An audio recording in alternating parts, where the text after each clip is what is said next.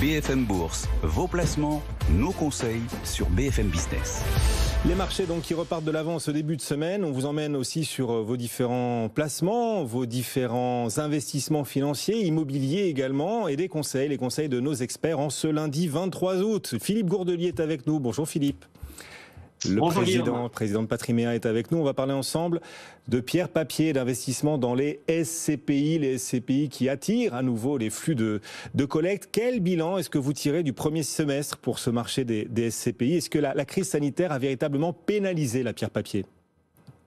Eh bien non, le bilan, parce que maintenant on peut commencer à en parler puisqu'on a eu la publication des reportings trimestriels des sociétés de gestion sur le T1 et le T2, premier trimestre et deuxième trimestre. Et c'est une bonne surprise qui est liée certainement au fait que l'épargne des Français est toujours abondante, que les taux d'intérêt sont relativement bas, que malheureusement les rendements des fonds en euros continuent à baisser. Donc les épargnants ont tendance à vouloir investir sur la pierre papier. Alors on le voit comment? On le voit tout simplement parce que les rendements se sont stabilisés, voire même légèrement augmentés par rapport à l'année passée sur les 2 premiers trimestres. Et surtout, on le voit aussi parce que les montants d'investissement des épargnants dans les véhicules SCPI sont en hausse par rapport à l'année passée. Alors, ça se traduit par des thématiques d'investissement, c'est-à-dire que les épargnants sont intéressés par investir dans des SCPI qui sont sur la santé, qui sont sur la logistique, qui sont sur le résidentiel, le logement. Et puis, il faut bien évidemment vérifier un certain nombre de paramètres quand on investit de plus en plus. C'est est-ce que le niveau de cash des SCPI est important? Est-ce que les SCPI arrivent à investir l'argent placé? Et puis enfin, le dernier paramètre qui continue et qui progresse auprès des épargnants, c'est que les épargnants recherchent de l'immobilier vert, soucieux de l'environnement. Et on voit une percée du label ISR, le label investissement socialement responsable dans l'immobilier. Oui, et certaines SCPI ont en effet obtenu ce label ISR. Donc vous nous le disiez, les SCPI montrent leur résilience, leur résistance face à la crise Covid, et la collecte est nettement de retour là depuis le début de l'année. Quels sont les secteurs qui, dans cet univers des SCPI, qui attirent le plus les épargnants depuis le début de l'année, Philippe? Eh bien Guillaume, on a eu la fin des 24 heures du Mans ce week-end. Donc je peux vous dire qu'on sait qui sont les gagnants des 24 heures du Mans dans les SCPI. On en a deux. C'est la SCPI Primovie et la SCPI Pierreval Santé. Donc là, les gagnants, c'est le secteur de la santé. Accrochez-vous, Guillaume, parce que les chiffres sont juste dingues. Ces deux SCPI collectent chaque trimestre 200 millions d'euros. Donc, sur des rythmes annuels de l'ordre de 800 millions d'euros pour Primovie, 800 millions d'euros pour Pierreval Santé.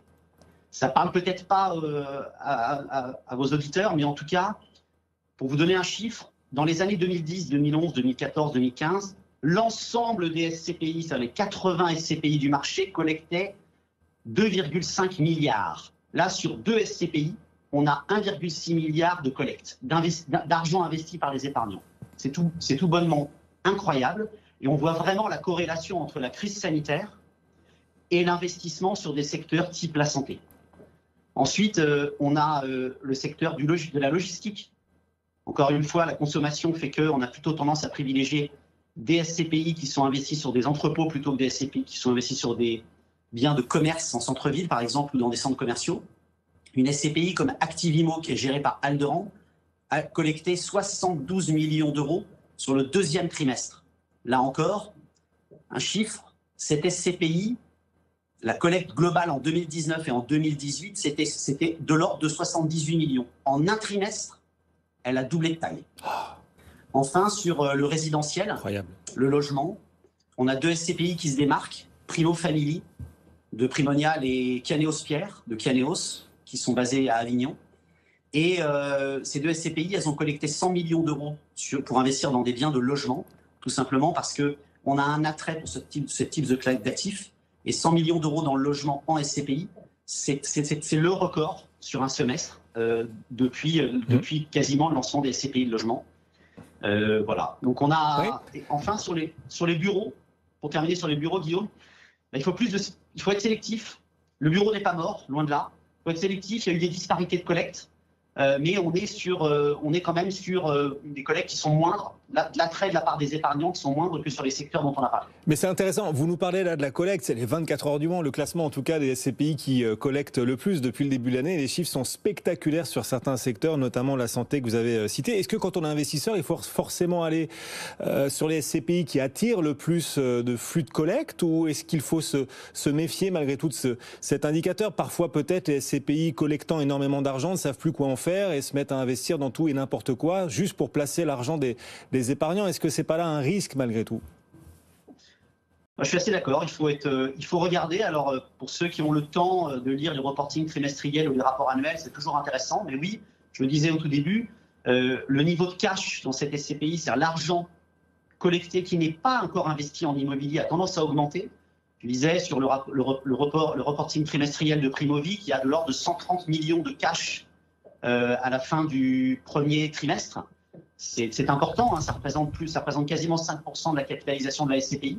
Donc il faut regarder si la société de gestion est capable d'investir rapidement et surtout sur des niveaux de rendement qui ne sont pas trop dilutifs par rapport à ce qu'il y avait au préalable dans le patrimoine de la société de gestion. Donc je pense qu'il faut faire preuve de discernement et pas forcément investir tout son argent sur de l'immobilier de la santé, par exemple, mais diversifier son patrimoine. Il faut bien sûr regarder aussi les rendements des différentes SCPI et puis l'évolution des prix de part, évidemment. C'est, ce sont les plus-values qu'on peut espérer quand on a investi dans une SCPI en revendant. Voilà, l'évolution des prix de part. Si l'évolution est à la hausse, on a réalisé une plus-value. Les hausses de prix ont été nombreuses, les hausses de prix de part au premier semestre 2021, Philippe? Alors, oui, on a eu quelques actualités marquantes comme les hausses de prix de part. On a eu 4 ou 5 SCPI qui ont vu leur prix de part augmenter. Ça va de 1% à 4%, j'en cite quelques-unes. On a eu Néo, on a eu PF Grand Paris, on a Kianeos, Eurion, voilà, quelques SCPI qui ont vu leur prix de part progresser. C'est toujours satisfaisant quand on est investisseur parce qu'en plus du rendement, on voit son patrimoine qui prend de la valeur. Mais c'est mineur par rapport à l'ensemble des SCPI qui sont de l'ordre de 100.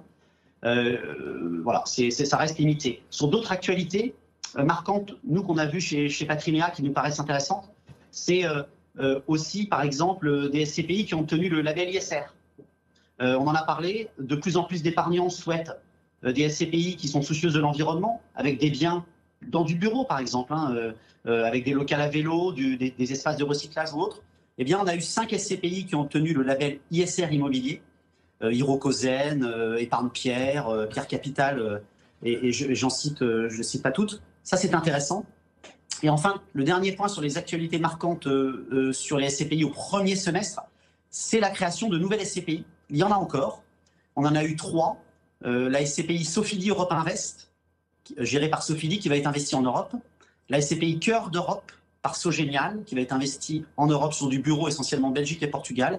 Et une petite originale qui s'appelle Crystal Life, qui va être investie sur le bien-être, le logement, le fait de bien soigner, enfin des thématiques qui sont multiples et qui sont assez comprises par les épargnants. Bon, il nous reste une minute, Philippe, et pour la suite, là, au deuxième semestre, pour ceux qui nous écoutent, qui nous regardent, qui se reconnectent, qui font leur rentrée aussi sur BFM Business et qui souhaitent placer leur argent, est-ce qu'il y a un profil de SCPI à privilégier là pour la suite? Alors pour l'année, pour la rentrée, nous on a sélectionné des secteurs d'activité qui sont toujours assez similaires, à savoir les secteurs d'activité du bureau. On y croit toujours dans des zones corps avec des biens immobiliers de bureau qui s'adaptent, c'est-à-dire qui sont capables d'être flexibles avec du présentiel, du télétravail, avec des locaux de vélo par exemple ou autres, en tout cas qui permettent d'avoir du bien-être au travail. Je pense que ça sera toujours positif d'investir sur ces SCPI. Je pense à PF Grand Paris. On a toujours la logistique avec Interpierre et Activimo par exemple. On a la santé, on en a parlé. Pierreval Santé et Crystal Life nous paraissent des SCPI qu'on peut regarder. Voilà globalement. Et on peut aussi citer le logement, si on veut continuer à miser sur les hausses des prix en banlieue ou en région. Kianeos Pierre nous paraît une SCPI de bon choix. Voilà, toujours des thématiques qui sont équivalentes à celles du premier semestre, qui vont rester parce qu'on a encore des incertitudes sur l'évolution économique sur la fin de l'année. Et puis aussi parce que les modes de vie, mine de rien, ont un peu évolué.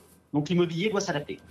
Merci beaucoup Philippe Gourdelier, donc le président de Patrimea avec nous aujourd'hui, ce marché des SCPI, les perspectives pour le deuxième semestre également. Merci Philippe de nous avoir accompagnés.